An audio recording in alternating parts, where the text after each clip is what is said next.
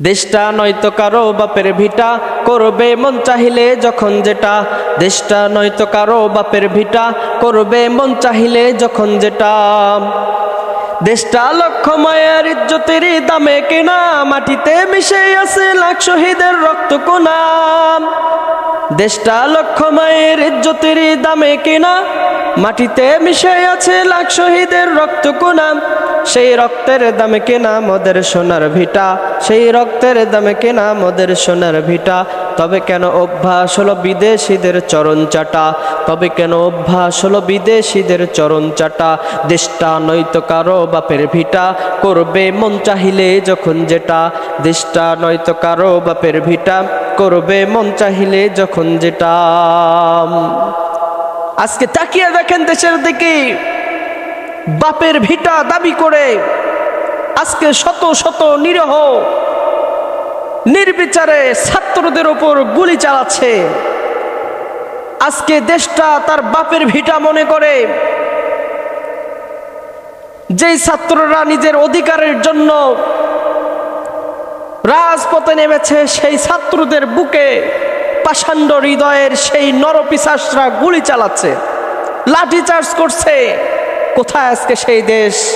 ৩০ লক্ষ মা বোনের ইজ্জতের বিনিময়ে, ৩০ লক্ষ মা বোনের জীবনের বিনিময়ে, লক্ষ লক্ষ মানুষের জীবনের বিনিময়ে এই দেশকে স্বাধীন করা হয়েছিল, যাতে করে নারীরা স্বাধীনভাবে বাঁচতে পারে, যাতে করে পুরুষরা স্বাধীনভাবে বাঁচতে পারে। যারা সেই সময় শহীদ হয়েছে, জীবন দিয়েছে, সাধারণ মানুষের অধিকার আদায়ের জন্য জীবন দিয়েছে, এই দেশে স্বাধীনভাবে বেঁচে থাকার জন্য জীবন দিয়েছে। আর আজ 2024 সাল, তাকিয়ে দেখেন কোথায় সেই স্বাধীনতা?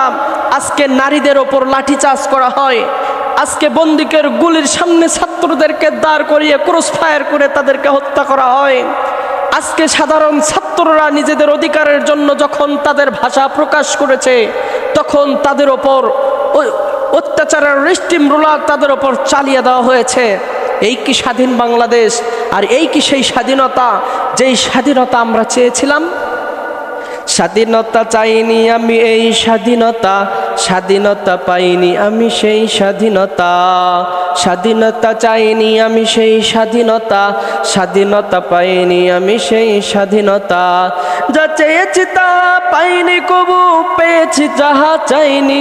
তাই তো আমার কথাগুলো আজ ওদের কাছে বেআইনি। স্বাধীনতা চাইনি আমি এই স্বাধীনতা, স্বাধীনতা পাইনি আমি সেই স্বাধীনতা। স্বাধীনতা চাইনি আমি এই স্বাধীনতা, স্বাধীনতা পাইনি আমি সেই স্বাধীনতা।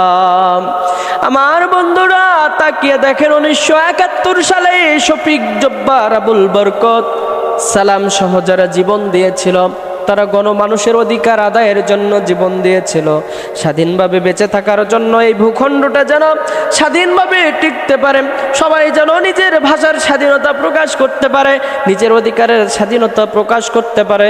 এই জন্য হাজার হাজার মায়ের বুক খালি হওয়ার পর পূর্ব পাকিস্তানের সাথে যুদ্ধ করে এই দেশকে স্বাধীন করা হয়েছিল।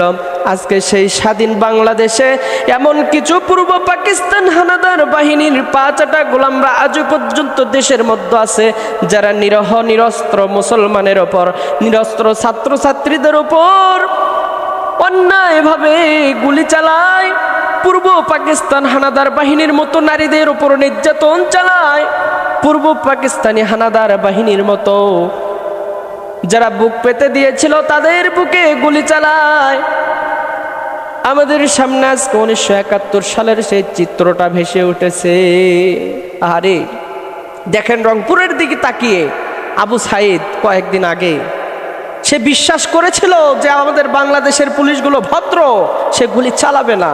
তাই তো তিনি তার অধিকারের জন্য, শুধু তার নয় গোটা বাংলাদেশের ছাত্রদের অধিকারের জন্য বুকটা পেতে দিয়ে বলেছিল, আমার অধিকার আমাকে ফিরিয়ে দাও।